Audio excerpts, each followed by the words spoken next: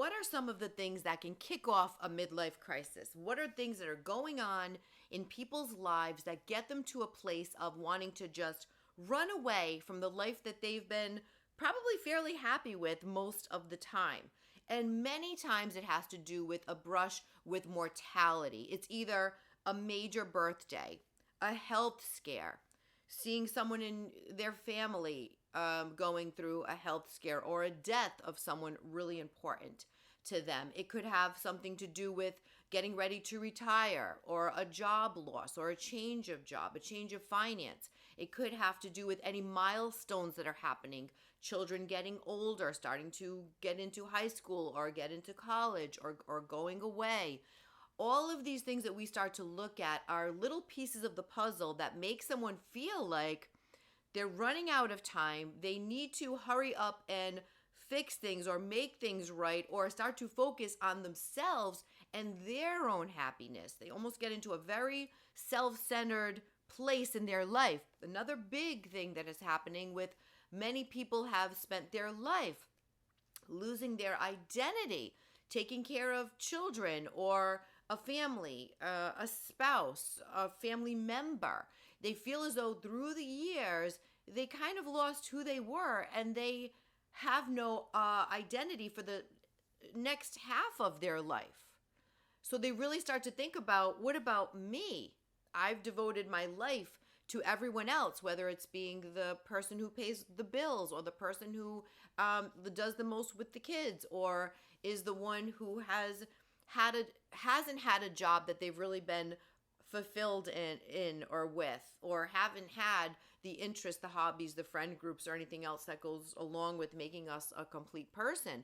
So there are a lot of little things to look for, and you can probably pinpoint what is happening. And the reason this is so important is because when someone is going through midlife, if they've been able to manage their emotions pretty consistently through their life, they're not going to hit it quite as hard as someone who is more on the avoidance side, someone who has suppressed a lot of things and hasn't been able to co-regulate in a really healthy way. So I do feel as though people that have been holding things in or pushing things down are more apt to have that crisis, because they let it build and build and build, and now the great escape is happening. So it really is a matter of, have people been managing the ups and downs, the ebbs and flows pretty easily, or a little more easily than the person who hasn't been able to manage these last few weeks, months, and years of life, trying to figure out what's next? Have they gotten their partner into the conversation? And probably not. I'm going to say most definitely not. Of, hey, I'm feeling some sort of a way. I feel like I haven't achieved what I wanted to achieve. I feel like I haven't really focused on myself. I feel that I need to figure out where I'm going in life. You get your person involved in that conversation, they're going to get on board with, okay, what could we do? Could we look at a job change? Should we look at, kind of things that we're going to take up together, almost like team building, hobbies and interests, or reconnecting with some old friends? Anything that looks like something that would ease that transitional period should be a conversation for the couple. But when it's not, that's when it comes to crisis. So instead of the person working on those little things here and there a little bit at a time, they get to a place where they're like, okay, I am at my wit's end. I'm at crisis level. I can't take one more day of this. I have to figure out what's going on to happen on the other side of it. That's when a lot of times that affair comes in. It kind of trumps everything. It's that little hit of dopamine that people need to feel like, okay, maybe this is it. I feel better. I feel good. Now, an affair doesn't always take place when someone is going through the midlife, especially if it's someone who is just looking for an identity that they lost. A lot of times when it's just someone who has said, I've devoted everything to everybody else, what about me?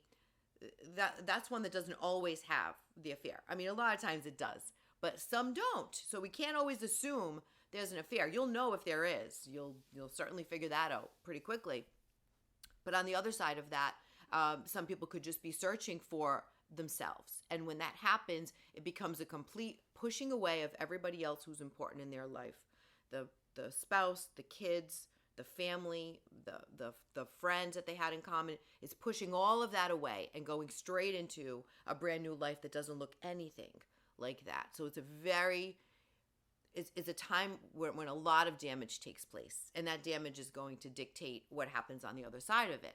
So again, major things are usually going on when a person goes for that escape route and taking. And please don't get into your head about, I should have recognized it and I should have known. I saw little things were happening. I should have asked more questions. Look, it was their job to come to you. And maybe they didn't have that skill, but how did you know? You don't. You don't know what you don't know.